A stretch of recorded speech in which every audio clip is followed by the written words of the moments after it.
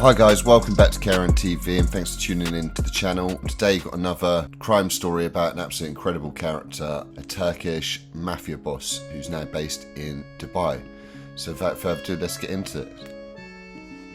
In a viral series of videos released on YouTube, a Turkish Mafia boss, Sedat Peker, with deep links to the security service, civilian bureaucracy and political elite, unleashed allegations of dirt against multiple Turkish government figures and deep state actors. For at least 10 to 20 million Turks who watch Peker's videos on multiple platforms, the series is more gripping than any other TV series.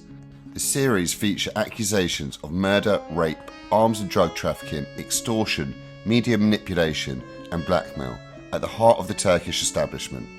The alleged criminal activities take place in a super posh marina in coast of Western Turkey, business centres and hotels in Istanbul and plazas in Ankara, as well as casinos in Turkish Cyprus.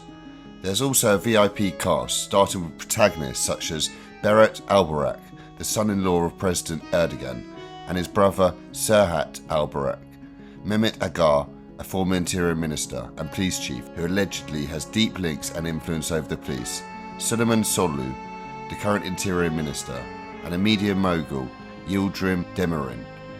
Secondary characters include Turkish MPs, journalists with shady links to officials, and the mafia. Through his videos, he has already disturbed the slowly shifting power balance within the Turkish state and competing cliques against each other. The purported illegal activities are not just domestic though, they are international. Actors targeted by Peker are alleged to be involved in illegal activities spanning Turkey, Syria, Azerbaijan, Russia, Colombia, and Venezuela. Peker framed his move as revenge for the ill treatment of his children at Turkish police's hands during a raid in his home. The police operation against him was part of an investigation into his organised crime syndicate. Peker claims that he was given a tip-off about the inquiry by the Interior Minister, who previously extended the police protection granted to Peker.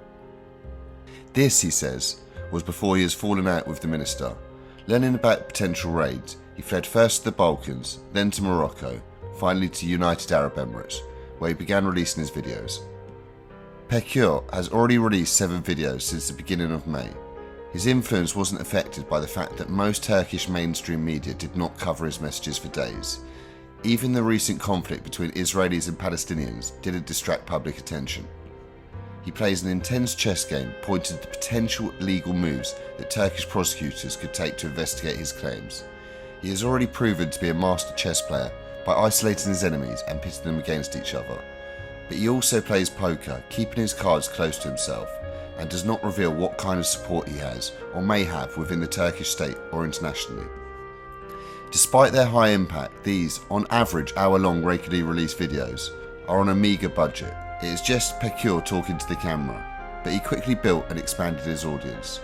A master storyteller and political communicator, second to none in the country, Peker tells his enemies, "You'll be defeated by a camera and a tripod." With religious and political symbols, as well as books on his table, his messages include frequent references to religion, history, historical figures, and multiple ideologies. He tries to appeal to both right and left-wingers, Sunni Islamists, and the religious Alevi community.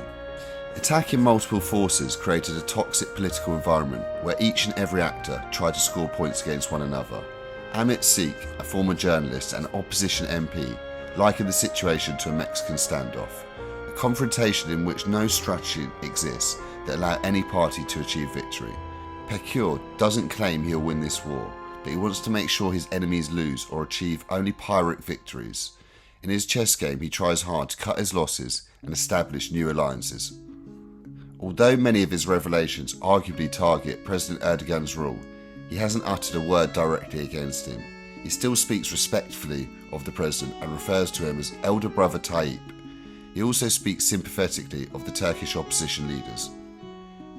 In Turkish politics, as much happens behind the scenes as in front. Turkey is a highly centralised state with limited democratic checks and balances, but there's a constant balancing act between deep state power cliques. These power cliques, or the deep state in Turkish lingo, refers to a secret organisation of military and civilian conspirators within the state where the security services have an oversized role in determining state policy. releasing that the real locus of power does not necessarily lie in the elected government. Turkish people coined the term deep state to describe the unknown and the state's real decision makers. These real decision makers are not the monolithic community though. Turkey is a faction-ridden country, and these factions, formation and actions are usually hidden behind the unifying mask of the state institutions. Each of Peker's claims, if investigated and confirmed, could at least cost political careers of many top figures. Peker claims that he will reveal some other wrongdoings by Turkish state figures in the context of the Syrian conflict. I will make your deeds covered as a top international news item, he says. Peker did not cast a first stone against some parts of the Turkish establishments. There were others before him who revealed alleged wrongdoings, albeit with much less influence. Journalist and commentator Rusin Kakir says his increasing frequency of revelations is not a coincidence. It reflects the fact that the current power bloc is crumbling. And clearly he is not without sin. To those who say, why should we believe you? Because you aren't clean yourself, I say, of course, you will learn about this dirt from me. I am dirty too. He also felt the need to remind the public that he is not a messiah. I'm not a saviour. I do this because of personal reasons. Initially, Peker was furious about the Turkish media referring to him as an organised crime boss. After all, a few years ago, he received Turkey's leading philanthropist award by one of Turkey's leading newspapers. He was courted and received by Turkey's top politicians, artists and media figures.